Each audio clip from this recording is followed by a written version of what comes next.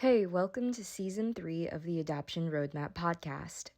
Before we dive into the episode, today's conversation is brought to you by the Adoption Continuum community, our post-adoption online support space just for adoptive parents. The adoption road doesn't end with placement, and whether you have a 2-year-old or a teenager, the Continuum is where you'll find support, resources, expert insights, and people who get it. We're gearing up for our next launch, and if you don't want to miss out, hop on the waitlist. That way you'll be the first to know when doors open. Just head to the link in our show notes to learn more. Now let's get into the episode.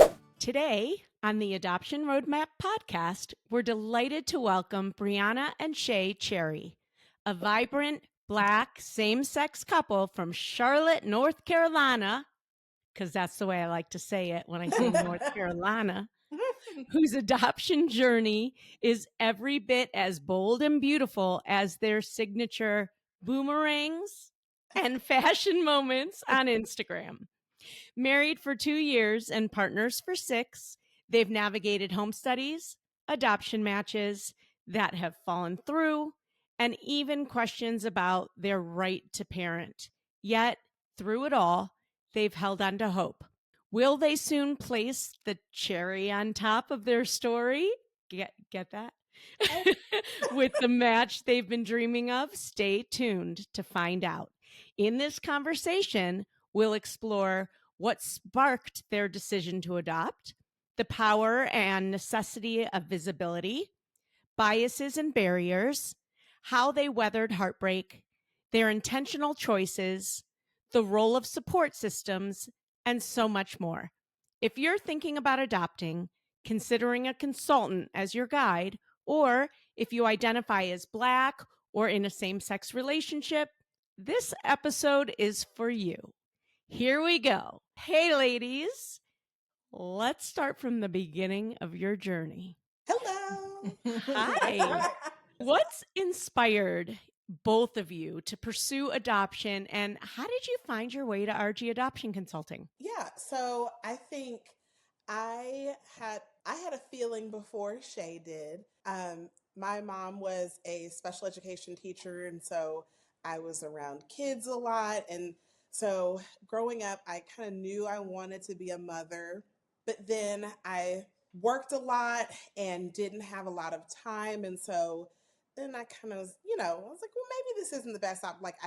My friends have kids, I've got family members, so maybe this isn't for me. And then I met Shay, and being with Shay, being partnered with Shay, seeing her around kids, it kind of reignited that fire. And I was like, I really feel like we would be great parents, and I want to do that with her.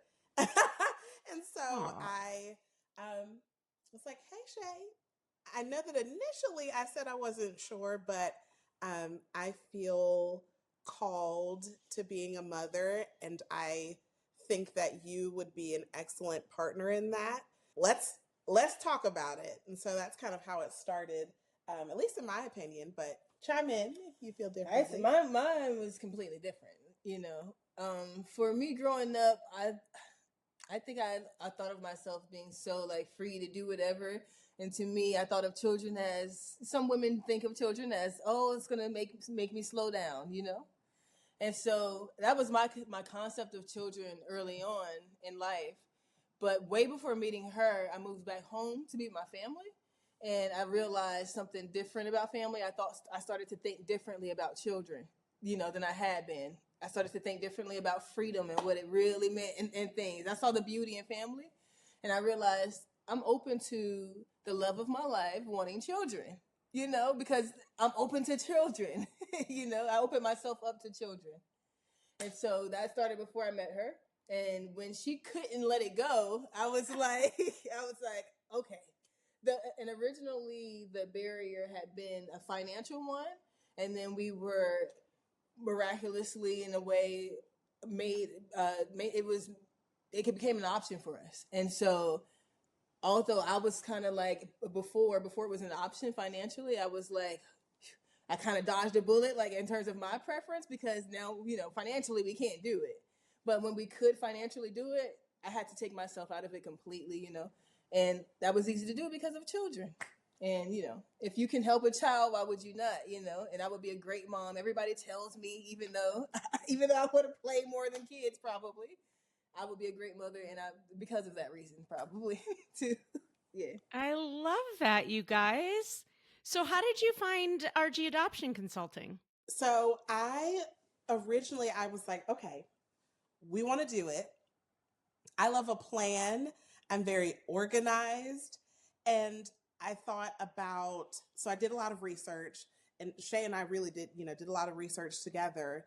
And something that came up early in our search, I was looking for adoption agencies originally close to us in North Carolina. So North Carolina, South Carolina, Virginia.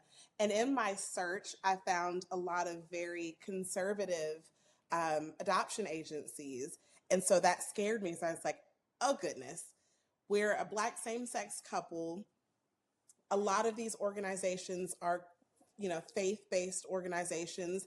And, to their credit, they don't hide the way that they feel. They will call out like, hey, we are looking for a traditional family and we are not that. And so I was like, okay, it's a barrier that I hadn't considered. So I was like, Shay, what are we going to do? And so I was doing more research, and I really just got on Google, and I was looking like adoption, consultants, same sex.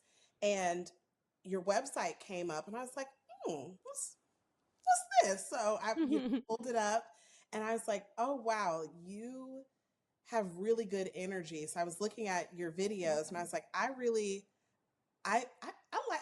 feel a vibe here. I was like, the energy is really nice. And so I was like, Shay, what do you think? I showed her the website. I was like, let's set up a call. Let's see. And so, and we loved Rachel. So it's been really good. So we set up the call with you, and we laughed with you. And like, that's a big thing for me, because life is too serious. And so we just felt your good energy, and we were like, this is a no-brainer for us. We need help. This is an amazing resource with someone who has very good energy. And you were talking about, Black couples and same-sex couples, and it really made us feel at ease. And that's kind of what we were missing. We went with our gut feeling, we did. And it's paid off so far. So it has. It really has. So that's kind of how we stumbled here. I love it. And I totally remember that first call that we had. And I felt the same way. And sometimes when energy clicks, it's just so palpable. And you said we went with our gut feeling. And I think that is such an important little nugget for anyone going through the adoption process, is to always listen to that gut, because that gut knows and will always guide you in the right direction. Yes. So as a Black same-sex couple in adoption, you've been this powerful, visible presence. So what does that visibility mean for you? And why do you believe it's so vital? Can I start? You can. That visibility means for me, it's a powerful image. We didn't set out to be a powerful image, and we didn't know it's unfortunate that, we make such a big deal. There should be more Black families and also queer Black families. It's unfortunate that we're a big deal.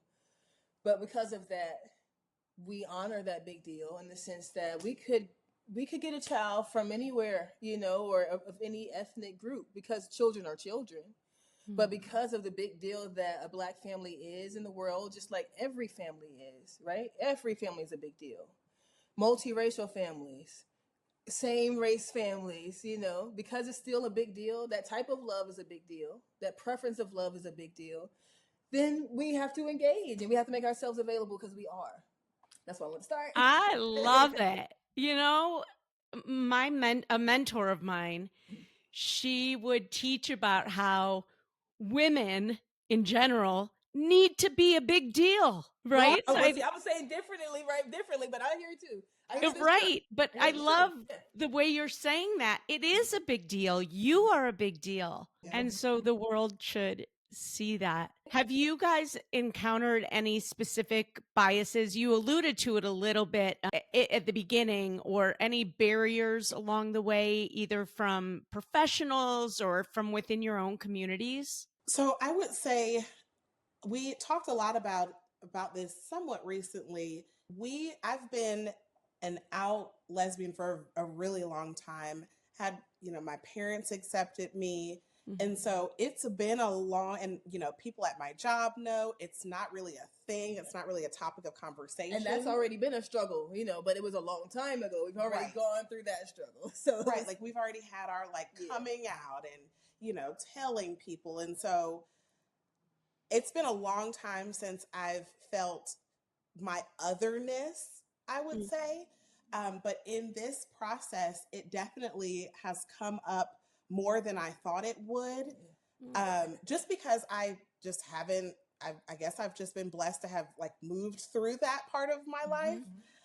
But in some of the situations that we've been presented, we're like, oh, this seems like a really good situation. And then we may hear back from Rachel, oh, I'm sorry, they're not interested in same-sex couples. And we're like, oh, okay, all righty, that's all right. And so, when that happened the first time, we were like, ooh, that sucks, but no big deal. Not the one.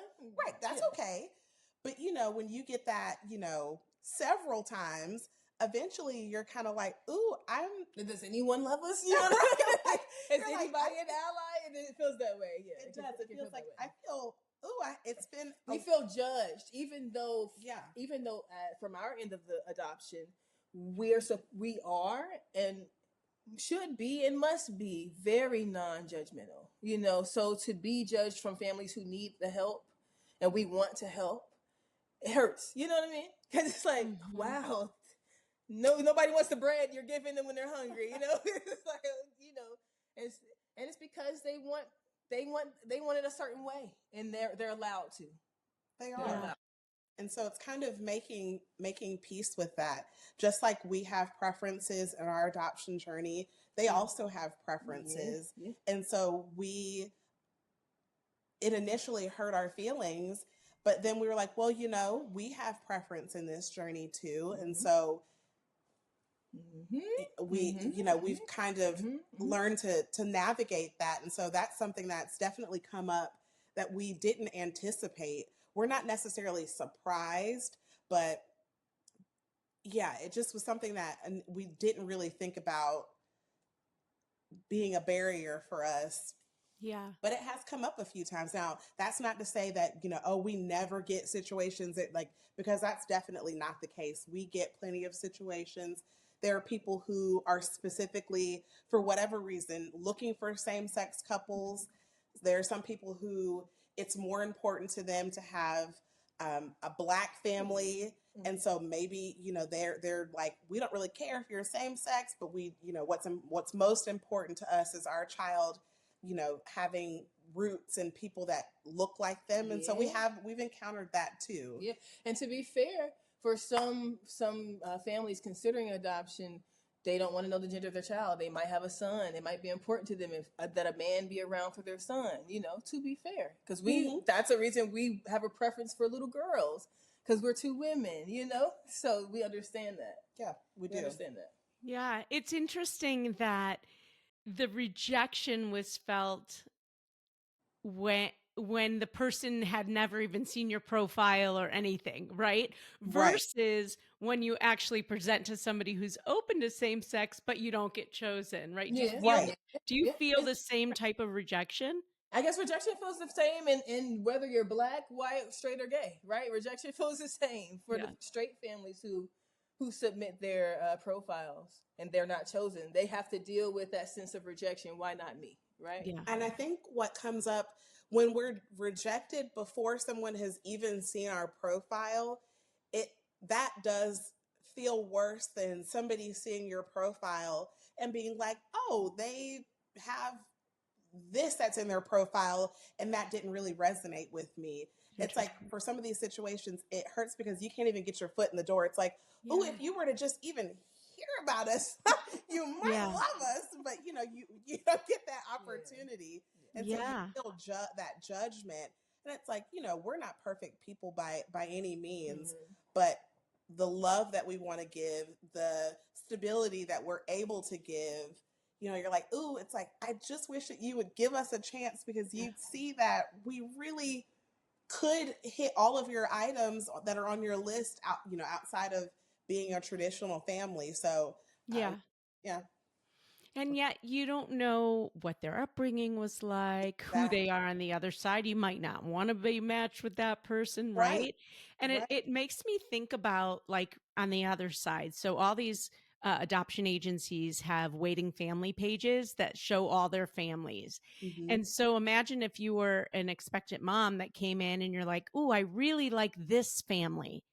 And then she learns, "Oh, they're not open to you Right. because of XYZ." So it definitely goes in all different directions when it comes to adoption. And you're right. It does. Everybody has their preferences as they should, right? Right. Um, and you had mentioned, Shay, your preference of hoping to match an African American girl, a Black girl, which was a deeply intentional Mhm. decision on your part. Can you share more about what informed that decision? And you alluded to the fact that you're both women, but what were your thoughts around that? Yeah, I just felt more equipped. I also felt that I would, because I mean, I have plenty of cousins. I have a huge family, right? I grew up around boys and girls like everybody in the world, and I like the energy of women in general, from my grandmother to my little sister, so I feel that I would make a great mother to a little girl. I would do the same to a little boy, but I think it comes down probably, and this is not to equate children with animals. It's not that. But there are some people who have a preference for dogs. Some people have a preference for cats. Mhm. It's just a sensibility. Like there are women who they hope for a little girl for their first baby, right? Mm. They hope really strongly for a little girl, but they end up pregnant with a little boy, and they love the son, And then some women, they want to try again because they really want this little girl, so they try again, and they get another son. Some of them get a little girl, So it's just a natural thing, I think. Yeah. I think when we talked about our preference, boy, girl, gender unknown, obviously we're two women, and so we feel the most comfortable with a little girl. And we thought about, nature versus nurture, your upbringing, and there we have men in our family, and so if Yes, we were to easy be to show her great examples of men, right, intentionally as well. She will also unintentionally. Sorry to cut you off. oh no, you're fine. I'm excited. I'm a passionate type. I'm a fire sign. I love it. She is. I think we both are, but yeah, she's definitely passionate. But I like that. Anyways, but I think it was easy for us to picture ourselves raising a little girl because we're two women. That's what we know.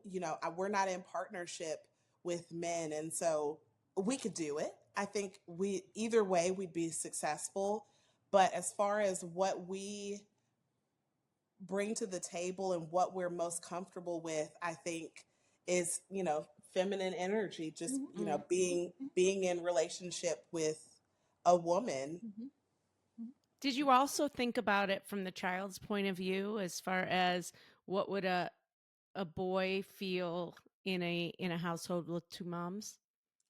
Or did that come into play really? It did come into play because we were thinking about, a little boy and what it means to grow up as a little boy, and not only a little boy, but as a little Black boy, Mhm. and what,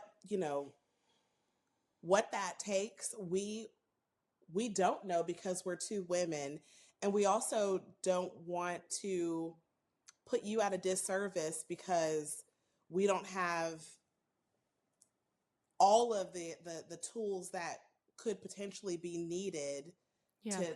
to raise a little Black boy, because that is, you know and I'm in no way going to get political, but in a climate that we have, what it means to be a little Black boy is not necessarily easy. And so we want you to be equipped with all of the tools that you need to be safe, and all of the tools that you need to be successful.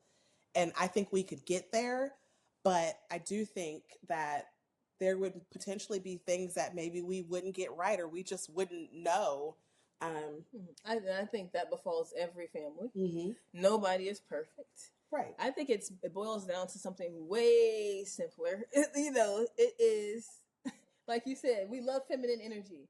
I love healthy feminine energy. I love healthy masculine energy. Whatever we're blessed, whatever gender we would be blessed with, we would do so well with. You know what I'm saying? So that doesn't matter. That's what it boils down to. It doesn't matter. But if, in terms of my preference, I would love to raise a little girl in my preference, Yeah. Yeah. Yeah. Well, it's interesting. You'll have to tune in because later this week I am interviewing a Black adoptee male who was adopted by two white lesbian moms. Wow. So you'll have to tune in to see how Yeah. that worked out for him. Yeah. Yeah. For sure. I would love For to. sure. Yeah. We will. Yeah. Support systems can make or break a journey like this one, adoption. How has your family and your inner circle shown up for you? And were there any reactions that surprised you? Yeah. Yes. Yes. Okay. You can go. You want to go first? No, kick us off. Okay. Whoa. So I mean, we're from the South. Well, she's well traveled from a young age, but I'm definitely stationed for 18 years in the South. And so my family is very much a Southern family, has the whole religious Southern Bible Belt thing going on. And it's been a long journey with them in terms of my identity.